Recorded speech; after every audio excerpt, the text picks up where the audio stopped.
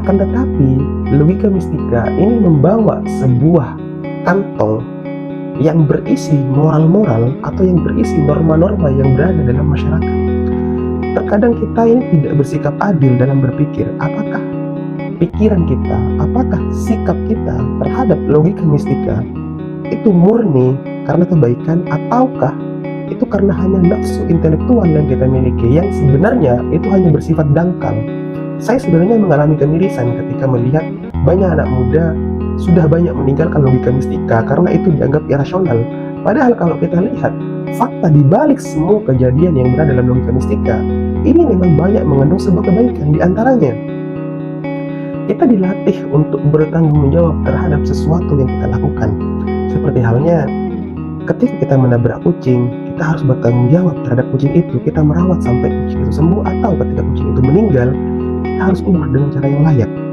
Itu kan sudah mengajarkan kita bagaimana cara bertanggung jawab terhadap binatang yang kita sakiti atau kita matikan secara tidak sengaja misalnya. Dalam contoh lain, misalnya memberikan hidangan atau sesajen di sawah dengan tujuan agar sawah itu kemudian menghasilkan hasil panen yang lebih optimal.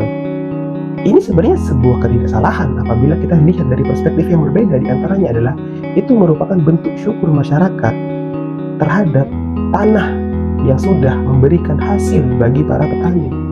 Tapi kita melihatnya itu sebagai logika mistika yang sebenarnya tidak make sense dengan nalar pikir kita, bahwa tanah ini sebenarnya kita tidak perlu berikan suguhan, melainkan kita perlu tanami dengan cara yang baik, dengan cara yang memang sesuai aturan misalnya, atau kita berikan pupuk, atau kita berikan sesuatu yang memang bisa menyuburkan tanah.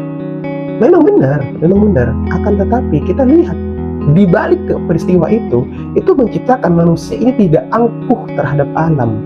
Manusia tidak hanya bersikap egois terhadap sebuah tanah atau sawah di situ, sehingga kita bisa lebih rendah hati, rendah diri, karena yang memberikan hasil panen itu tidak hanya perjuangan dari seorang manusia, akan tetapi juga ada campur tangan Tuhan di situ.